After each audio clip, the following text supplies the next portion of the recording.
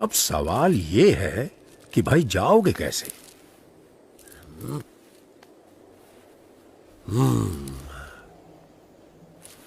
तो तुमको जाना पड़ेगा पहले ज्योतिर्मठ, ये यहां पर, और फिर यहां से ऊपर ये हाँ, यहां तुम पहुंचोगे बद्रीनाथ। ये तो बड़ा लंबा रास्ता है, ज्यादा समय लग जाएगा। यही एक भला चंगा रास्ता है जो तुम्हें सही सलामत पहुंचा सके। और कहीं इधर उधर भटकने गए तो हमेशा के लिए भटक जाओगे।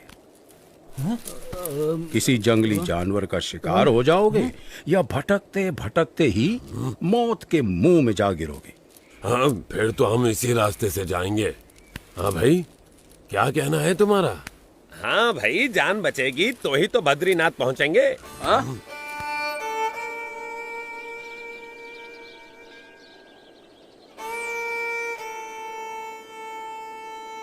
थोड़ी देर ज्यादा लगेगी, पर जिंदा तो पहुंचेंगे। हाँ, सही समझे। हाँ भाई, सुरक्षित रास्ते से ही चलेंगे।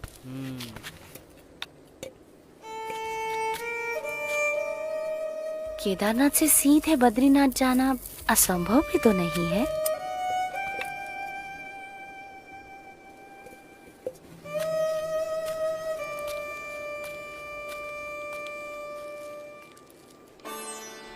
केदारनाथ से सीधे बद्रीनाथ, एक ऐसा मार्ग जिससे गुजरने के बारे में कोई सामान्य मानवी तो सोच भी नहीं सकता था, जहां मानो मनुष्य जीवन का अस्तित्व ही नहीं था। ऐसा कुछ भी नहीं था जो मनुष्यों को जीवित रहने देने का कारण बने। अगर कुछ था तो बस कदम कदम पर खतरा।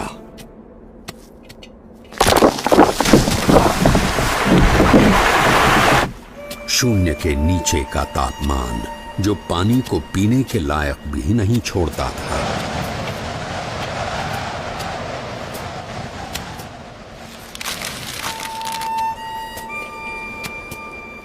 मीलों तक फैली हुई बर्फ जैसे विपत्तियों का महासागर, और हर क्षण मृत्यु का आह्वान।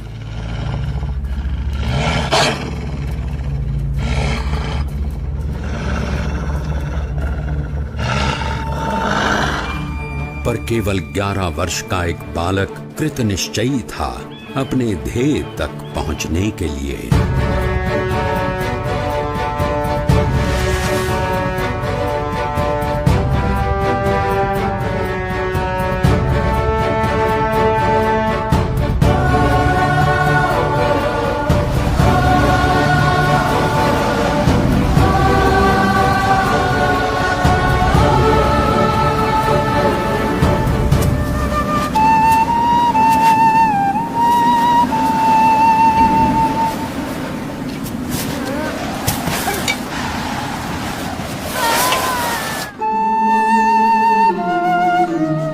परमात्मनि यो रक्तो विरक्तो अपरमात्मनि।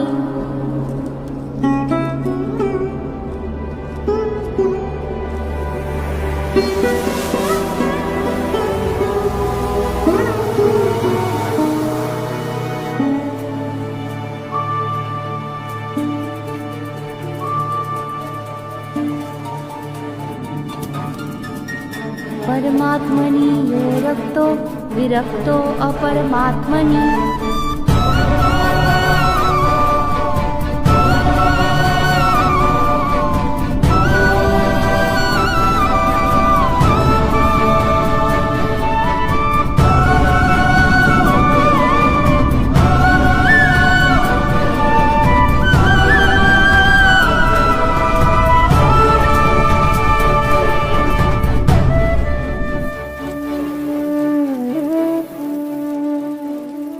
इस ठंड में हम लोग यहां कंबल ओढ़कर भी ठीक से सो नहीं पा रहे, और वो बच्चा नंगे पांव, खुले शरीर, केदारनाथ से सीधे बद्रीनाथ के विकट रास्ते पर अकेला चल पड़ा है। क्या हुआ होगा उसका?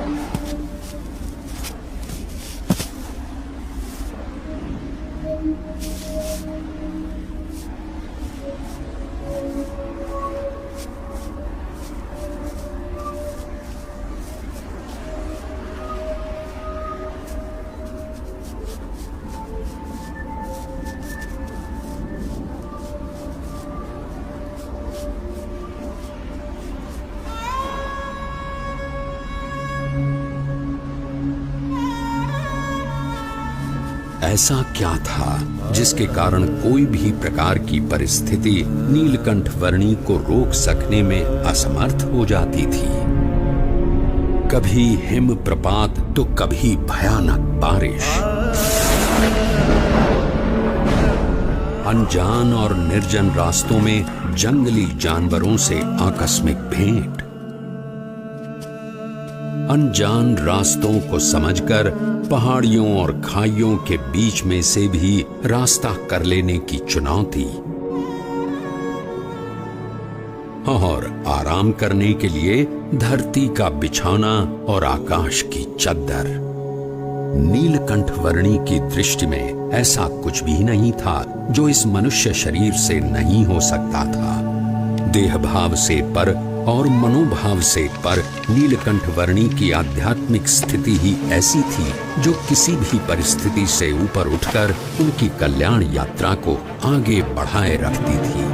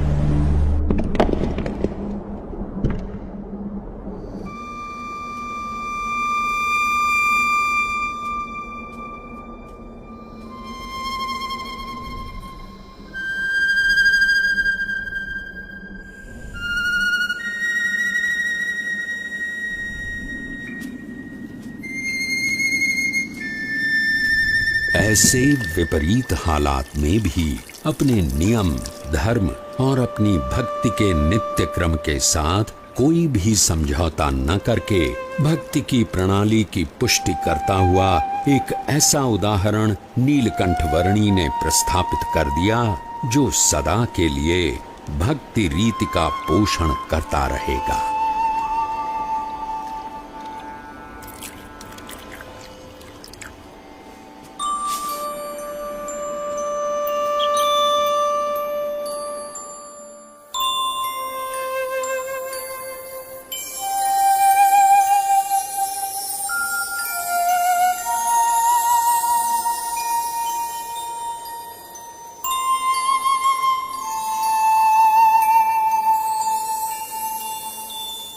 आज के समय में भी कई लोग साथ मिलकर बहुत सारी सुविधाओं के साथ जिसे पार करने के लिए हिचकिचाते हैं, वैसा केदारनाथ से सीधे बद्रीनाथ जाने का लगभग 75 किलोमीटर का मार्ग नीलकंठ वर्णी ने नंगे पांव, खुले शरीर, अकेले केवल 9 दिनों में पार कर लिया।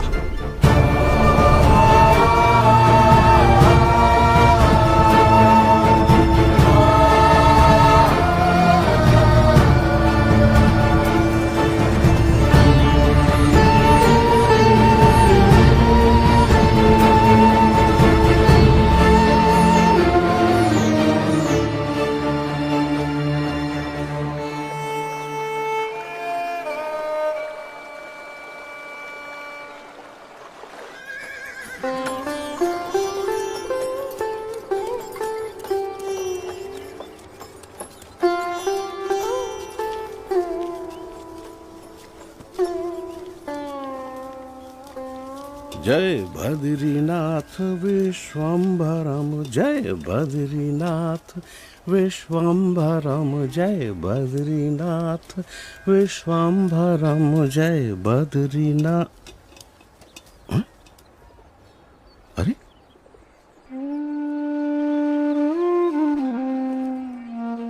इस चरण छाप में ऊर्ध्व रेखा के साथ सारे 16 चरण चिन्ह।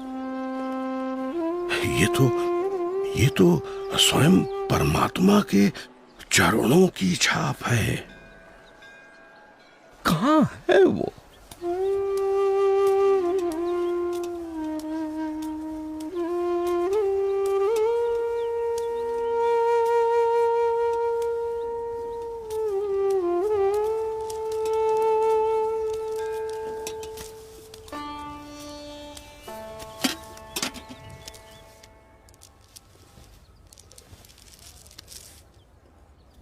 प्रणाम। मनुष्य के रूप में आपका दर्शन पाकर आज मेरे आनंद की कोई सीमा नहीं है प्रभु। मेरा रोम रोम हर्षित है प्रभु। कहीं सुना है और शास्त्रों में पढ़ा भी है कि भगवान जब मनुष्य रूप धारण करते हैं तब उन्हें पहचानने का सौभाग्य बहुत भाग्यशाली को ही मिलता है। आज मेरे जन्मों जन्म के भाग्य खुल गए कि आपके प्रत्यक्ष दर्शन हो गए।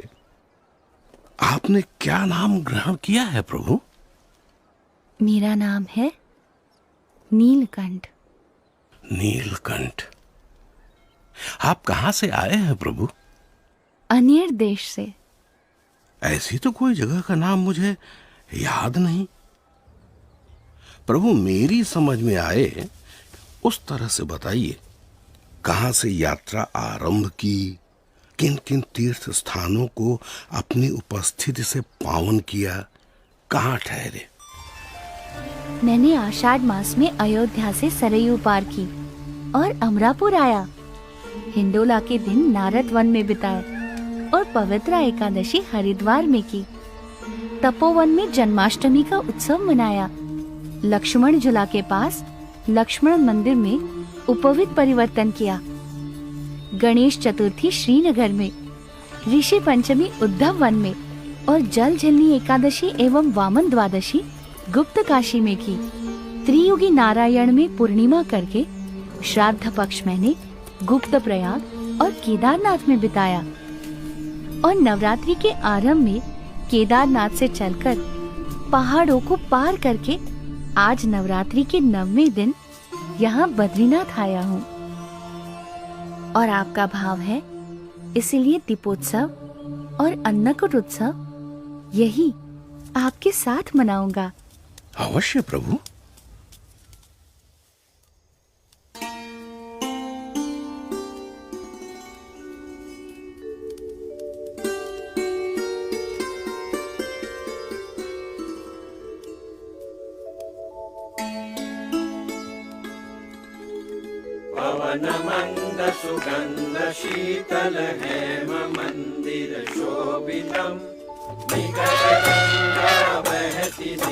बोलो बद्री विशाल की जय। शीत ऋतु में ठंड से बचकर रहने के लिए बद्रीनाथ के लोग भगवान की मूर्ति समेत ज्योतिर्मठ आकर बसते थे। नीलकंठ वर्णी भी उनके साथ ज्योतिर्मठ आए। अहम ब्रह्मास्मि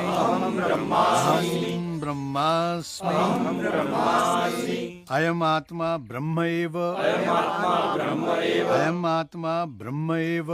ये सब उपनिषद के मंत्रों का अच्छा पाठ कर रहे हैं। प्रभु, ये तो हम सबका नित्य क्रम है। इन मंत्रों के रटन से ये सब अपनी आत्मा का ब्रह्म के रूप से अनुसंधान कर रहे हैं। ऐसा उत्तम ध्येय रखते हैं। उसका अर्थ है कि ब्रह्म, आत्मा एवं परमात्मा के स्वरूपों की भिन्नता को वे यथार्थ रूप से समझते हैं। हमने तो ऐसा ही रटन सीखा है। अहम ब्रह्मास्मि अहम ब्रह्मास्मि।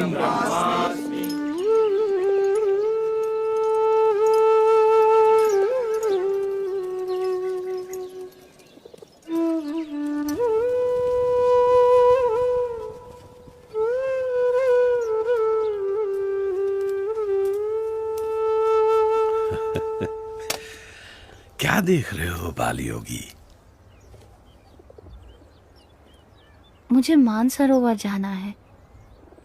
क्या आप रास्ता दिखा सकते हैं? अभी से रास्ता पूछ के आप क्या करोगे? अरे जब ठंड की ऋतु समाप्त हो जाएगी तब बहुत सारे लोग वहां जाएंगे, उनके साथ चले जाना। हाँ? मुझे तो अभी जाना है। है? इस ठंड में? हाँ। मानसरोवर? अरे प्रभु, ऊपर की ठंड तो आग की तरह जलाती है। वहां शरीर का लहू पानी बन जाता है और पानी जमकर पत्थर, और कदाचित उससे बच भी गए तो बर्फ आपको जिंदा गाड़ देगी प्रभु। अरे प्रभु, इस ऋतु में मानसरोवर की ओर जाने के विचार मात्र से भी सब डरते हैं। आप मुझे योगी बुलाते हो ना? हाँ प्रभु। योगी को ना तो प्राणों का भय होता है, ना असफलता का, ना कल का, ना किसी फल का, ना यश का, ना अपयश का। आपका बहुत धन्यवाद कि आप मेरी चिंता करते हैं। प्रभु,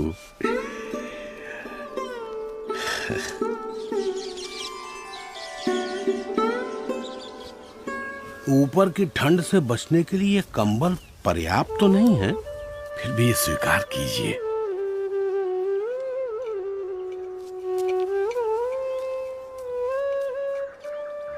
खेलने कूदने की उम्र में इतने कष्ट, ऐसी तपश्चर्या, इतनी कठिन यात्रा किस लिए? मेरी यात्रा कल्याण के लिए है। मैं आपसे फिर मिलूंगा।